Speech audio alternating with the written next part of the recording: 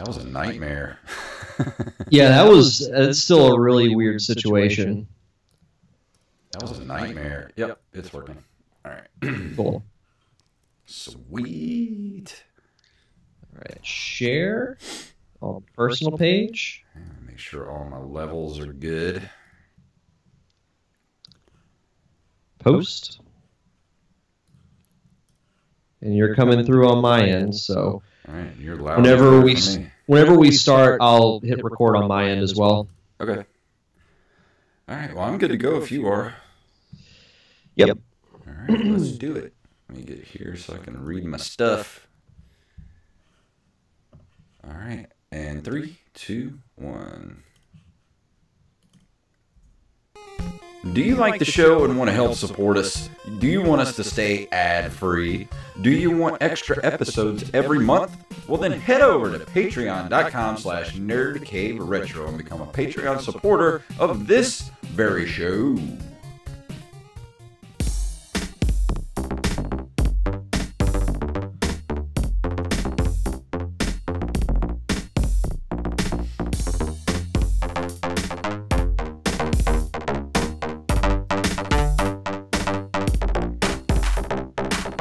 Greetings, programs, and welcome back to the Thanksgiving edition of the Nerd Cave Retro Show. My name is Jason Robbins.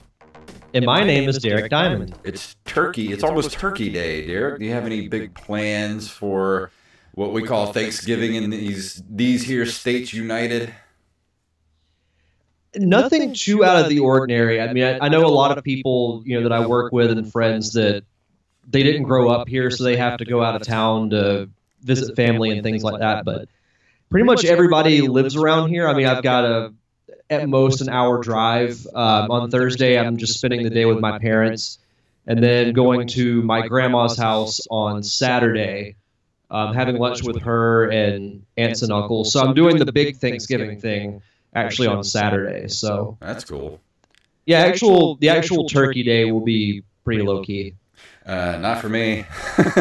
Turkey Day is we've got a Friendsgiving brunch at a close friend's house at 10 in the morning, and then after that we're going to my mom and dad's for Thanksgiving, and then my boss invited me to her house for Thanksgiving, and then I do want to try to somehow fit the new what's the name of the movie, The Fantastic Beasts? I want to try to fit that in somewhere in there.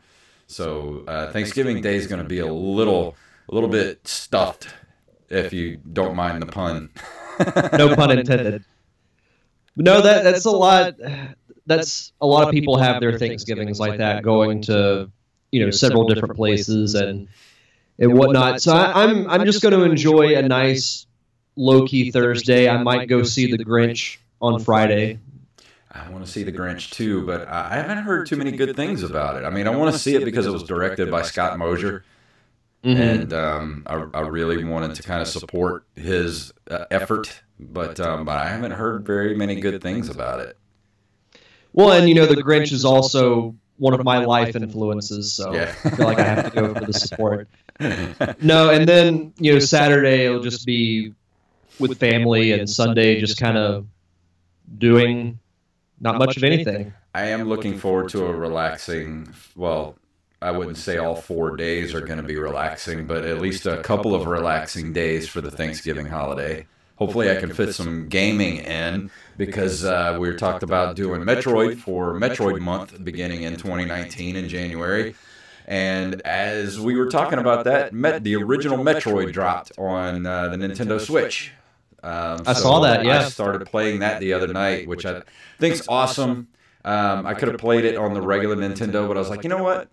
I'm going to play it on the Switch so that I can have some save points, and I could spend the next, what do I have, like a month and a couple of weeks before I have to review it. So that'll give me a good 5 to 6 week window to actually finish the game and give a full review of the original Metroid. But man, I tell you what, I really forgot how awesome that game actually is.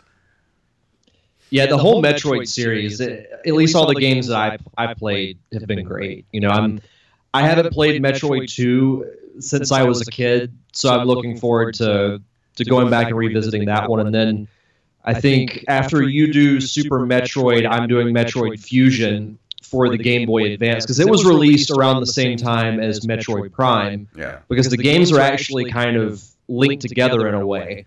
So I'll when I review Metroid Fusion, I'll talk about that. But it's a really fun, classic Metroid platformer in the same vein as the original game. So I think it's going to be fun going back and revisiting those, because I haven't played Super Metroid, in like a year plus.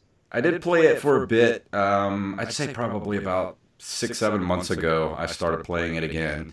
And I didn't get very far into it because I had some other things I needed to review. And I can't wait to jump back into that. But yeah, playing the original Metroid, I don't know if you consider it cheating or not, but I've been using a walkthrough. So, because look, that game is huge and you can get lost very easily. And it's not an easy game to play without like a map. And I don't have that issue of the Nintendo Fun Club or the Nintendo Power issue that came out in, but I can't play that game without a walkthrough. I don't consider that cheating. Well, good. That game's impossible to play without a map, in my opinion. Yeah, exactly. That game is just, I can't believe how huge that game is to be on the Nintendo. It's crazy. Yeah. But I'm ready to move into the news for this week. How about you? Let's do it.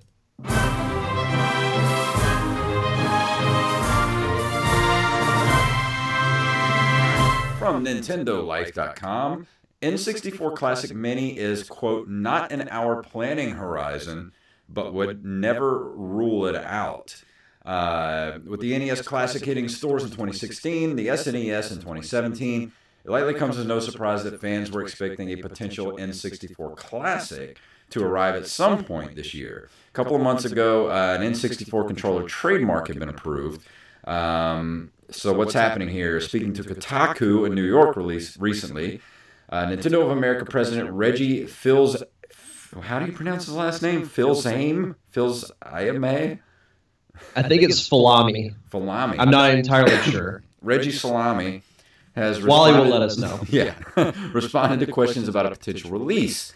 Interestingly, he begins his response by talking about how the previous classic systems were seen as ways to bridge the gap between Wii U and Switch, before reminding everyone of Nintendo Switch's online retro capabilities.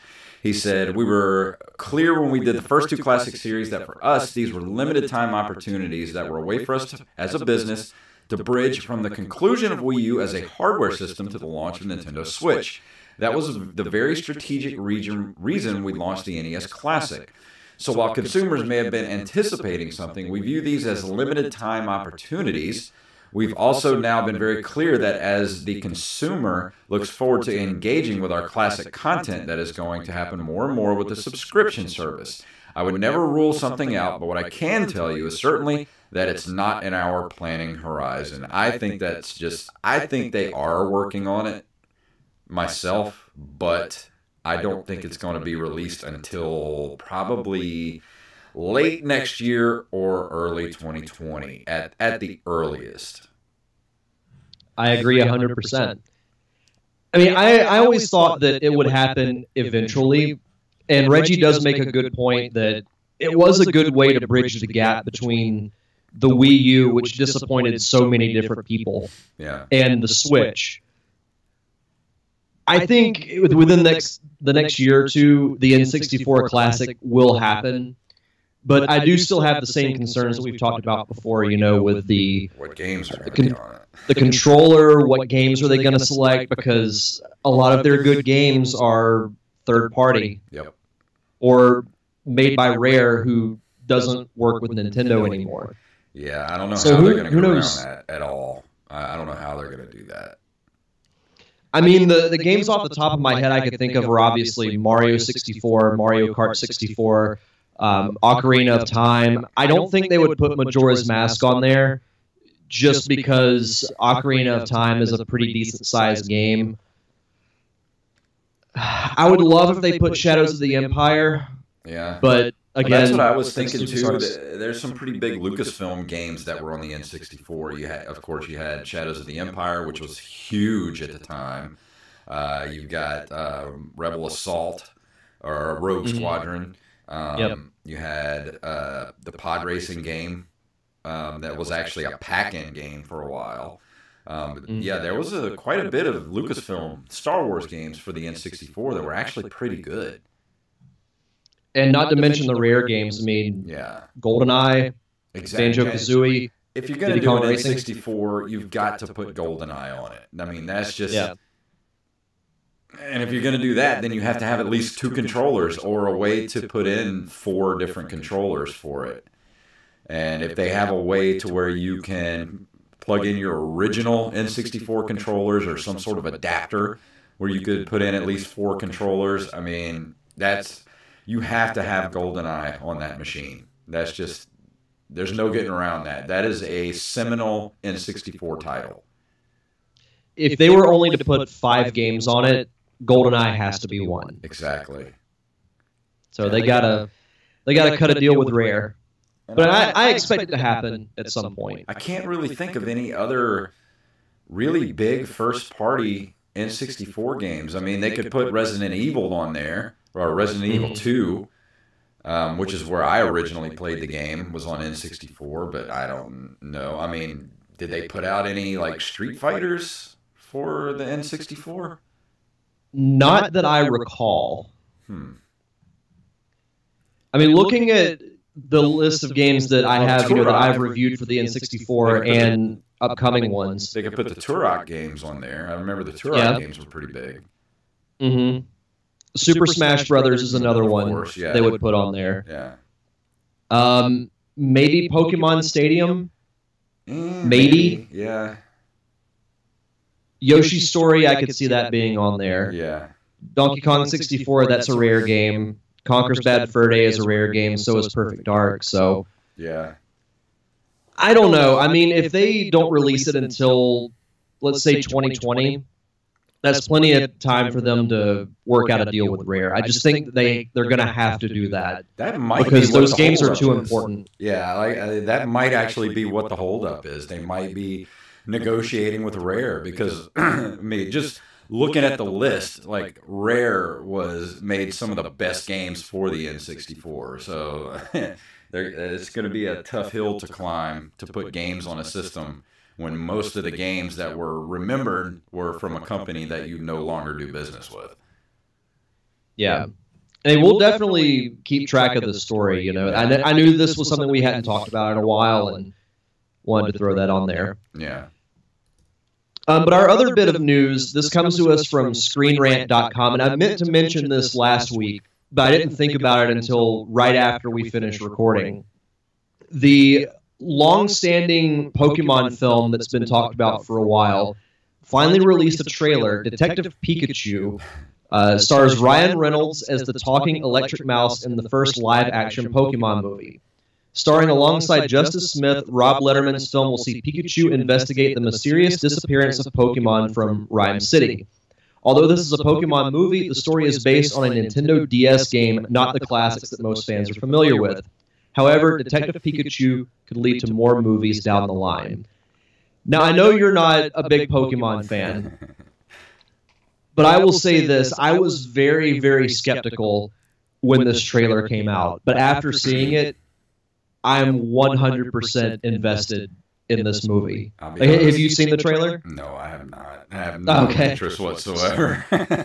So no worries. So I think the Pokemon look great.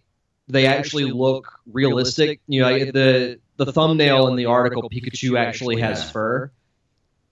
The CG and everything just looks amazing, and I think it's going to have the right amount of humor and nostalgia from what it seems like. So, well, with Ryan Reynolds being in it, that's kind of got me intrigued. So I'll check out the trailer, but I highly doubt I'm going to be going to the theater to see this movie. Yeah, I mean, if you didn't grow up with Pokemon, chances are you're not going to be that interested in it, but I think it looks really cool. So I was very skeptical because I'm thinking, what's the story going to be about? But the way they've done it, it reminds me just a little bit of Who Framed Roger Rabbit. like it's animated, but it has a little bit of a darker tone to it. Ooh, And it's like, you know, what if these characters existed in the real world? Yeah, and I think it's going to be really good. There's some good people in this movie, though. I mean, Ken Watanabe, Bill Nighy is in it. I mean, it's a great cast of people, so I don't know. I'll probably watch it when it hits Netflix. I'll definitely give you my my knee-jerk reaction when it comes out. It comes out, what was the date? Let me scroll back up here. May of 2019, so this will definitely be one that I go see along with my fellow Pokemon nerds, and we'll probably embarrass ourselves in the theater. Yeah, I was just a few years too old to be caught in the Pokemon train, so... Yeah. It'll be fun, though. Yeah. But that's it for the news this week. Let's go ahead and move into this month in video game history. Up first, in November of 1979, Atari releases the vector graphics game Asteroids, which becomes Atari's second best-selling game of all time and displaces Space Invaders as the most popular game in the U.S. I played a lot of Asteroids when I was a kid, especially on the Atari 2600.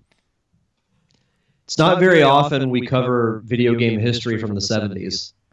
Yeah, not too much. I mean, especially when it comes to from Atari, they were the ones that really put out most of the games in the late 70s, because the Atari 2600, I mean, it's weird to think about, but that console came out the year I was born, 1977.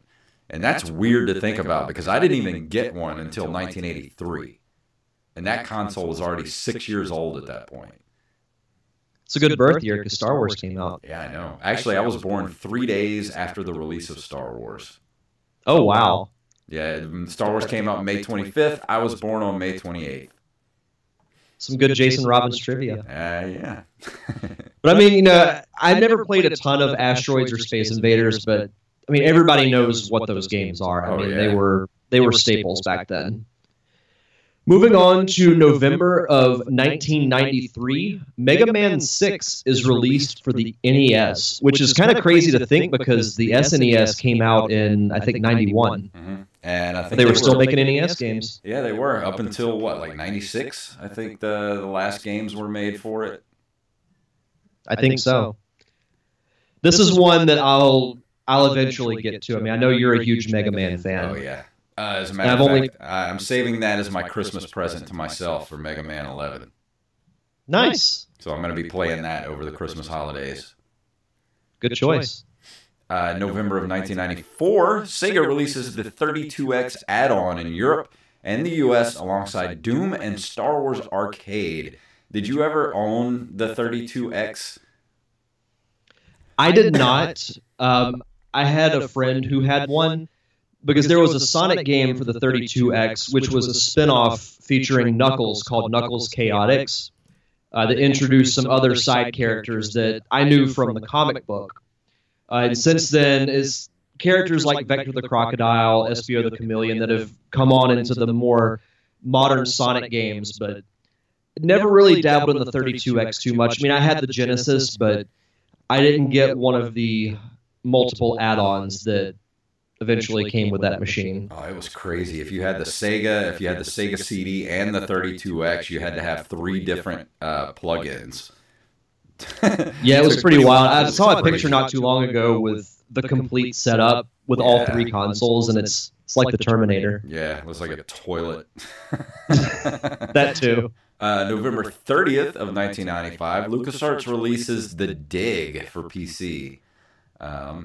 I never played this game, but it is a point-and-click adventure. Let's see. It would use the Scum engine. I love saying Scum engine.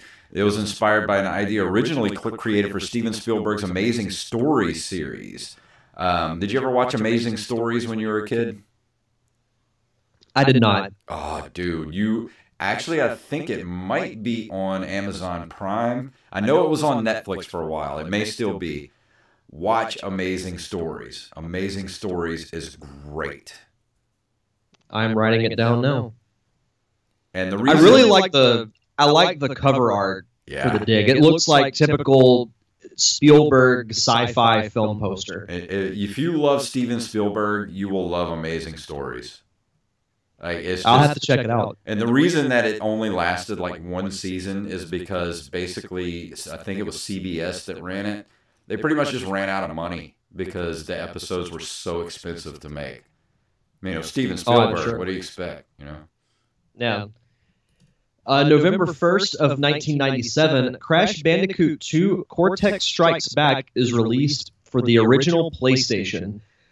This is my personal favorite out of the entire Crash Bandicoot series. I know that there haven't been too many of these games that have come out recently. I know they did the remastered, I think they called it the Insanity Collection. So it was fun to go back and relive that series back when it was really good and made by Naughty Dog. They were really good platformer games. Didn't you review this a while back? Yeah, I reviewed it around the same time that the collection came out. I knew that cover art looked familiar. I do want to go back and review the original and part 3 because they're good games in their own right, but to me 2 is the best because it adds enough from the first game and to me has the best story out of the entire trilogy. So I only ever played the first game. I never got to play any of the sequels. I still haven't beat the first game. First game to me is the hardest. Yeah, I beat 2 and 3, but could never go back and beat the first one. At the time, I think I was about 21 years old, and I had a roommate who had a PlayStation, and I remember playing the first Crash Bandicoot on it a lot. I wish they would make a new Crash Bandicoot in the style of the old ones. Yeah. I personally, I would buy it. Sort of like a third-person platformer, almost. Mm-hmm. Yeah. Those were good games. I mean, it took Sonic back to its roots, and it worked, so why not do it for Crash? And to close us out for this month in video game history, on November 23rd of 1998, Nintendo releases The Legend of Zelda Ocarina of Time for the N64. That would be another game that would have to be on the N64 Classic. They also call this by another game, or another name, the greatest game ever made. Yeah, that's debatable as far as Zelda games that go. Dude, tell me that Link to the Past is not the greatest Zelda game. Look me in the eye and tell me that it's not the greatest Zelda game ever made. It's not the greatest Zelda game ever made. You're wrong. I got this for you right here. You blew it! No spit takes.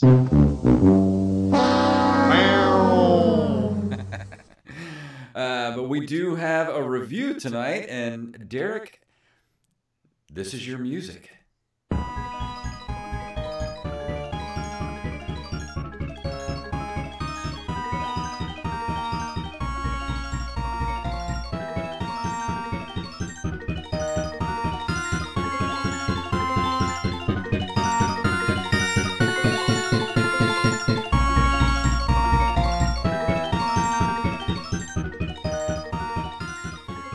I was wondering what song you were going to use. Yeah, that actually reminds me of Super Mario World, because that music was used a lot, and it's just kind of more of a remix that they used for Mario is Missing. Well, even the title theme is pretty much the same as Super Mario World. It sounds slightly different, but a lot of the music was recycled. Oh yeah, sure. So, Jason, I hope you brought your notebook. I hope you brought a pencil. I brought my pencil. Give me something to write on, man. That was great. But no, this week I will be. We mentioned it on last week's show. Originally, I was going to review another game, but I was like, you know what? I'm good to talk about a little educational video game. So this week I will be reviewing Mario is Missing, a 1993 educational video game developed and published by the software tools for MS-DOS, the NES, and the Super NES. A Macintosh version was released a year later in 1994. The player controls Luigi, who must travel around the world to find and return stolen treasures as part of a quest to find his brother Mario, who has been captured by Bowser. Mario is missing. It's a part of... So back in the late 80s to early 90s, Nintendo featured Mario a lot. Yeah. In other games, not just educational games, but I remember I think there was a tennis game for the NES and Mario was the referee. Mm-hmm. He was on the cover for the golf game. So they used Mario's likeness. Oh, yeah. Yeah. They used Mario's likeness a lot during that time. And in theory, it sounded like a great idea. Why not try out some educational games and use Mario as the basis of it? I guess if you're like me and you're, 6 or 7 years old at the time, sorry, my math is not very good, and I see Mario, I will practically beg my parents to get me the game. If it was Mario or Zelda, I had to have it. So I got this game, and I thought, oh, it stars Luigi. Like, I knew nothing of what the game was about. So I just thought, oh, well, you play as Luigi. That's pretty cool. And as I start, like, this kind of reminds me a lot of Super Mario World. I mean, they use the exact same graphics, which is not a bad thing because that game still holds up very well graphics-wise. But basically what you do, as far as the gameplay goes, it's different in the computer version than the console version. I never personally played the computer version, but for MS-DOS, it's basically a point and click. The objective's still the same. So basically, Bowser has transported his castle to Earth from the Mushroom Kingdom and plants it in Antarctica. And his plan is he's going to steal a lot of treasures from various locations around the world. And I kid you not, he plans to sell the treasures to pay for enough hair dryers so he can melt the ice of Antarctica. Okay. Yes, that's the basis for Bowser kidnapping Mario. Well, doesn't he breathe fire? I mean, does he need the hair dryers, really? I mean, he could just use his breath to light things on fire. Yeah, and just send out the Koopalings to basically form like a circle and just spread out from the castle. Yeah. That would have been a lot cooler. But alas, they did not do that. So Bowser plans to steal the Earth's treasures with the use of the passcode-operated remote transportation and larceny system. The acronym is Portals. Okay. Now, notice the first word I mentioned was passcode because guess what this game has? Oh, come on. A password system. Really? We had the technology to not have to worry about passwords. So every time you go through different tiers in Bowser's Castle, and from there you go to, I think it was 6 or 7 subworlds. Like, you basically walk through a door and you're transported to a different location throughout the world. And you have to find 3 different... So, say, for example, you're in Rome. One of the artifacts you have to find might be a spear from the Colosseum. So what you do is you navigate the map and you find little Koopa Troopas that are walking around, and you stomp on them to kill them, and 3 random ones will be holding artifacts, and then you have to go return them to their specific locations. And as a little side thing that you have to do, when you go to these different areas, I think they're called Pokies. They're the giant cactus things from Super Mario World. They're blocking your way to get back into the castle. So what you have to do is you go to your map and you guide Yoshi to where you are. But that's used in a way that, like, the map looks like the overworld from Super Mario World, but everything's shaped like the planet Earth as far as different continents go. So you have to guide Yoshi to where you actually are. And then if you get the location correct, then Yoshi joins you. And he's the only way that you can leave the area because Pokey gets scared and basically runs away. So it's basically used as a tool to learn about the world, its specific locations. So say, like some of the missing artifacts are like the Sphinx from Egypt, or Big Ben, or the Mona Lisa, iconic things from around the world. And you go to, what were some of the locations? You go to Paris, Tokyo, Rome, Cairo, New York, San Francisco, I think is one. So you go to a lot of specific locations and iconic locations around the world. So it serves its purpose. You learn about culture, you learn about artifacts, locations, things like that. It's sort of a rip-off of like Where in the World is Carmen Sandiego? Exactly. Now, I will say, when I was a kid, I did have fun playing this game. Because, one, it was Mario, and I was like, oh, I'm actually learning stuff that's kind of cool. Which these aren't the only games that implemented a little bit of that, though they weren't quite as on the nose. Because one of the earlier games I mentioned, or that I reviewed, Illusion of Gaia, uses real locations like the Incan ruins, the pyramids, and places like that. So it's a fictitious setting, but they use real locations. So I always thought that was kind of cool. So what's it like playing this type of educational game, like as an adult? It drags at a snail's pace. Really? Yeah, it's a long, slow game. So, I mean, as an adult, it's not that great. But it's one of those, if you grew up with it, you'll probably appreciate it a little more. But, like, if you were to play it, you would probably hate it. Yeah. I was never into any type of, like, educational video games or anything. I don't remember there being very many educational games for the regular Nintendo.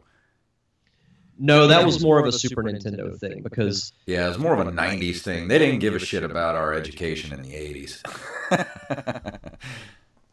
Yeah, around 93, they're like, oh, we should probably use these Visha games to learn these kids. Well, I kind of have a feeling that it was kind of an answer to maybe the government kind of cracking down on video games. I mean, as much as they try to crack down on video games now, I mean, it was even worse, like back in the late 80s, early 90s. Video games are going to rot your brain, like they went after video games like Narc and all that kind of stuff, Mortal Kombat. So I imagine that, the 90s seems like was the heyday of like educational video games. Well, I even remember, in the late 90s and even into the 2000s, one of the big debates were, do video games cause violent behavior in kids? Because, when the Columbine shooting happened, that was really what kind of pushed that over the top. Because I remember in college, I had, my freshman year, I had a public speaking class, and our final speech of the semester was we had to do a persuasive speech, and mine was, do video games cause violent behavior for kids? And I mean, my answer was no. My thing is, if your kid is starting to display that kind of behavior, as the parent, you should step in and do something about it. Whether that's, taking the games away, or just having a come to Jesus meeting, I don't know. And what's funny, and I'll tell this quick side story that's actually pretty funny. So my instructor had brought her like 5 or 6 year old kid to the class and brought his GameCube, and she asked, does anybody know how to hook this thing up? So everybody just kind of slowly turns and looks at me as I'm sitting in the back corner just minding my own business. So I mean, I said sure. So went in the next room and hooked up the GameCube and everything. And as I'm doing that, my instructor's like, so what's your speech going to be about? Because mine was supposed to be the first one. And I said, oh, I'm debating on whether or not video games cause kids to be violent. And she's like, oh my God. Like, she thought that I thought that about games. I'm like, no, I play these all the time. Trust me. I don't think that at all. Yeah, I mean, I might be a little socially awkward, but I didn't ever want to kill anybody. I have my thoughts on that whole, do video games cause violent behavior, but that we'll go into a 2-hour discussion, so we'll save that for another time. Yeah, that would be a fun that would be a fun show to have. I feel like we probably wouldn't debate on it. It would just be more of a discussion. Yeah, of course. I mean, and we could get some other people in on it too. Like that's a discussion I would love to have, like Scott Johnson back on to talk about. That'd be great. And I always say, like, I've been playing video games my entire life. I've never hurt a living being in my entire life because I played a video game. You know. Yeah. No, we're all in charge of our own behavior. Exactly. And people that do display that type, like you said, if a kid starts displaying, weird behavior, I mean, that's not because of video games. That is something wrong chemically with them that needs to be fixed by, a doctor, a therapist, whatnot.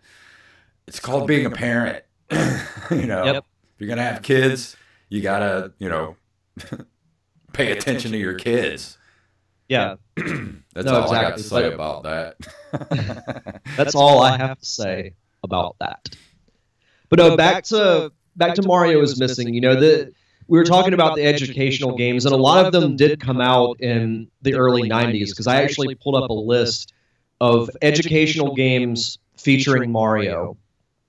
They were released from a span of 1988 to 1996. There's Mario is Missing, Mario's Time Machine, which I never played. I remember seeing it, but never played it. It's basically Bowser uses a time machine to steal artifacts from various points in history, and you have to follow him. There's Mario's Early Years, which teaches kids how to spell, count, and there's one called Preschool Fun, which that one I have no idea what that's about. I don't remember those at all. I don't remember the Early Years series. I do know about Time Machine. And then there was also there was a PC game called Mario Teaches Typing, which I kind of have a vague memory of. We might have had that at school, because it sounds very familiar. I don't know. Anyway, so yeah, I understand why Nintendo would do that. I mean, Mario obviously had huge appeal back in the 90s, so why not use it to try and make educational games? And most of them were not very well received. And I mean, Mario is Missing wasn't that well received either. It said the sales of the NES and SNES versions exceeded 7 million in profit for Software Toolworks, which really, that's not a lot when it comes to Mario games. No, it's not. And Electronic Gaming Monthly reviewed the SNES version. 3 of the magazine's 4 reviewers commented that the game is too slow and easy for experienced gamers, but that it offers great appeal to its young target audience while providing good educational value. Reviewers for Game Fan, this is funny, praised the game's SNES version and compared it to Carmen Sandiego. Nintendo Power noted the game's excellent graphics, which are exactly the same as Super Mario World.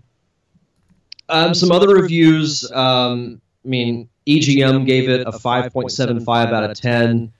All Game gave it 3 out of 5 stars. Boston Herald gave the PC version 4 out of 5 stars. And then SNES Force gave it a 42 out of 100.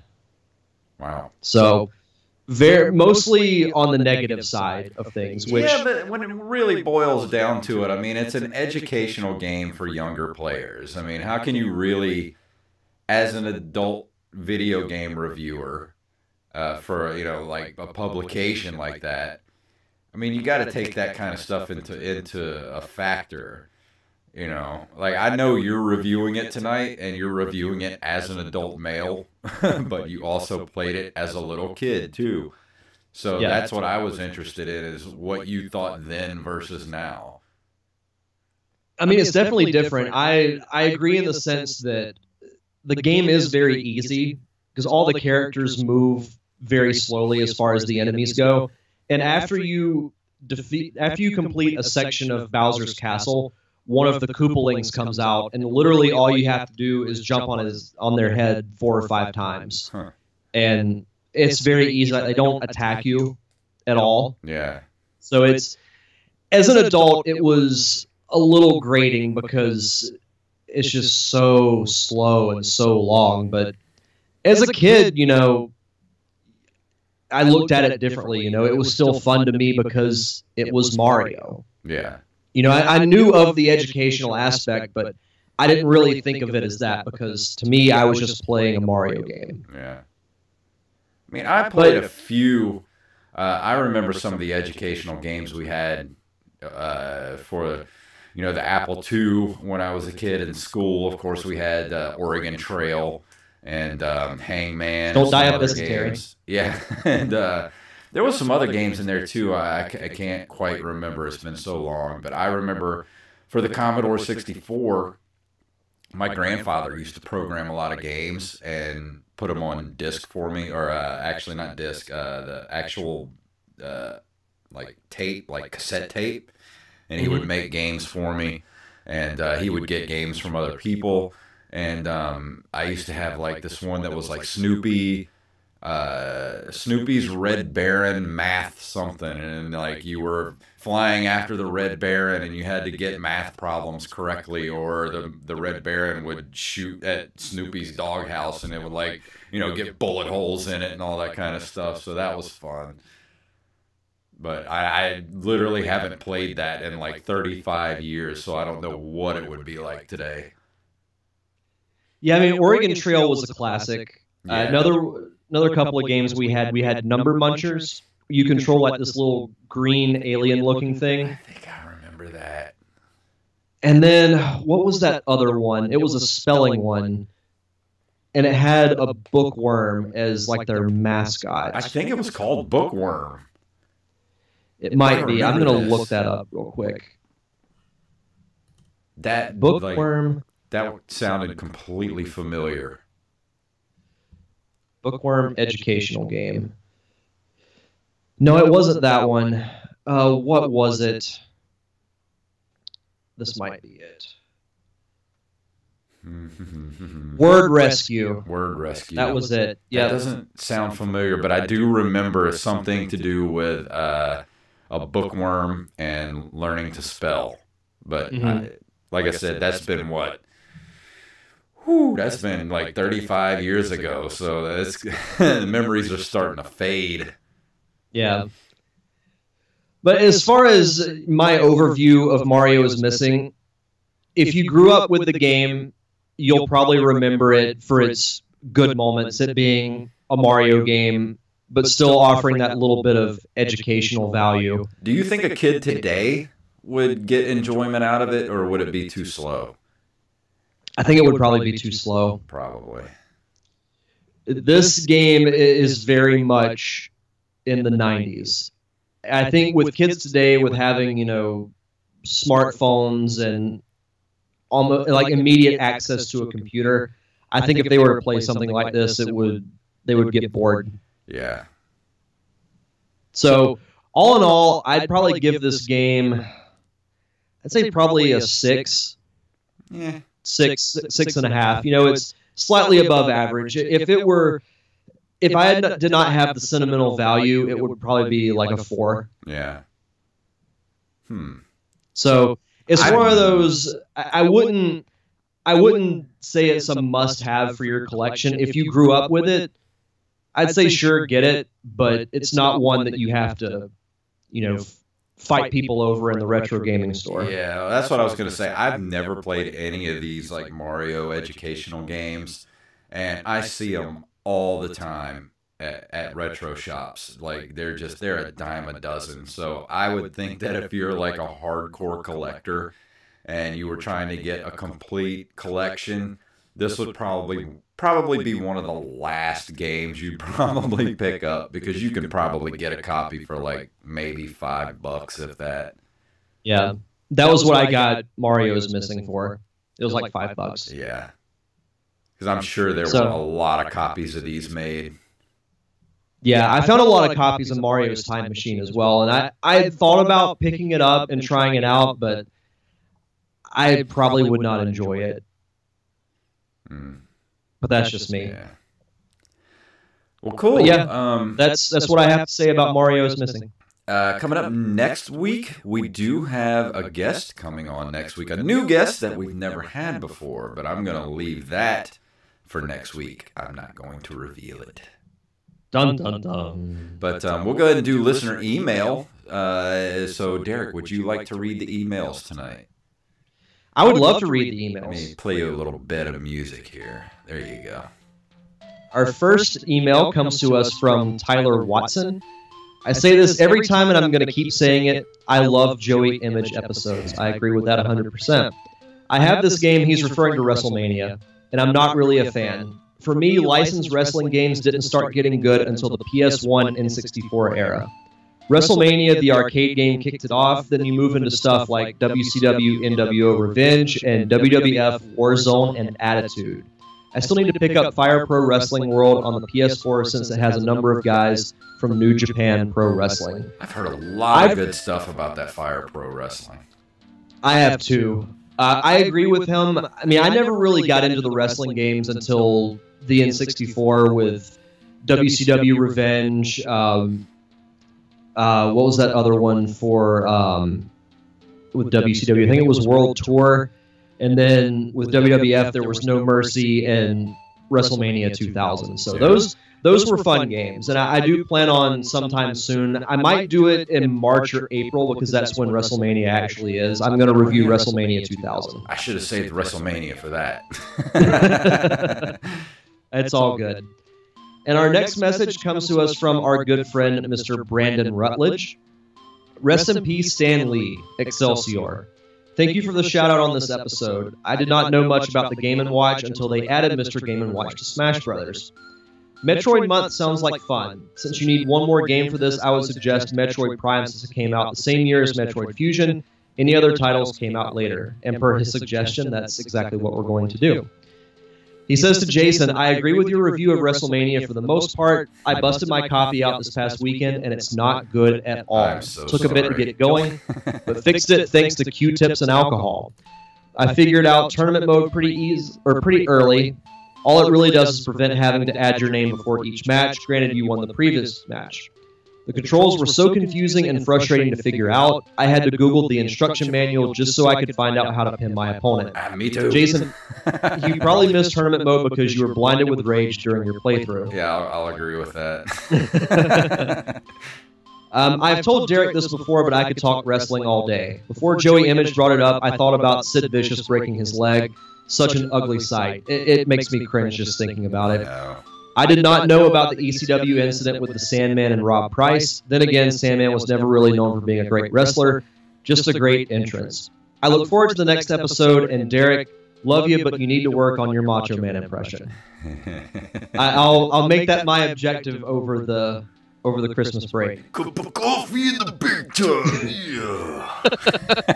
So yours is much better than mine. I can only do like 3 impressions, and one's the weird singer from the B-52s. I need to capture that off of YouTube. The Cup of coffee in the big time, yeah. And just have it at the ready. Yes. It's my favorite Macho Man clip of all time. Whenever I'm having a bad day, I just watch the Macho Man Randy Savage cup of coffee in the big time rant. He was so good. Half the stuff he talked about made no sense, but that's what made it great. But just the way he talked just made it so entertaining. Whoa, 4 out, man. Love it. Was there anything else you wanted to talk about before we get out of here tonight? No, just again, follow my upcoming short film, The Parker Syndrome, on Facebook, Twitter, and Instagram. I've been doing casting announcements over the last couple of weeks. I've got 2 more roles that I've got to cast, and then we're shooting in mid-December. So it's going to be here before you know it. Fantastic. I'll be heading out of town December 8th and 9th with our good friend Mr. Steve Wise, who was the director of the short film Survey that Derek and I both worked on. And I'll be going down to Tampa, Florida with him to the I forgot which film festival it is. It might just be the Tampa Film Festival or something like that. But You might be right. we're going to be showing Survey down there for December 8th and 9th. So if you're in the Tampa area, get a hold of me on Twitter or Facebook, and let's meet up, have some drinks or dinner or whatever. Just come out and say hi, come watch the movie. So if you're in the South Florida area, come out and see us show our movie. And it's great. I'm not biased at all. It is a good movie. It is a good movie. And in a theater, it sounds great. Oh, yeah, it looks great, too. I don't want to But brag. yeah, that's... I don't want to brag, but it's a really good movie. Not just because it really is. I mean, we should be proud of it. You know, it's... I mean, I had a much smaller part to play in it than you did, but... I wish we could have been there on the same day. I know. This is what I wanted to do. I wanted us to take a photo to put on our Nerd Cave Retro social media with you in your full Vilker outfit, me with my long hair Hawaiian shirt and freaking boom pole. That would have been awesome. Yeah. We missed it. Missed opportunity. Well, maybe there'll be another one. Who knows? Well, maybe we'll get to make a full length if it keeps winning awards. Oh, that'd be great. It just won like a really big award at some Irish film festival last week, which was great. I've told Steve that if Survey ever becomes a feature, I have to be his coffee guy. Oh, yeah. Even if he doesn't drink coffee. Yeah. I'm pretty sure you'll be the sound guy on the big one, too, or at least an apprentice to someone or something. I don't know. That'd be great. I'll be getting the sound guy coffee. Hell yeah. Be getting me my coffee. But on that note, let me go ahead and play our music here, if it'll play. There you go. If you want to email us, you can email us at nerdcaveretro@gmail.com. We are at nerdcaveretro.com. We're on Instagram and Twitter at nerdcaveretro, at jfunktastic, and at Derek_Diamond. We're on Facebook at facebook.com/nerdcaveretro. We're on Patreon at patreon.com/nerdcaveretro. And if you don't have a couple of bucks to throw us every month, then go leave us a review wherever you get the show from. That helps us out a lot too. So Derek, please tell everyone what it's all about. May the way of the hero lead to the Triforce. Yeah!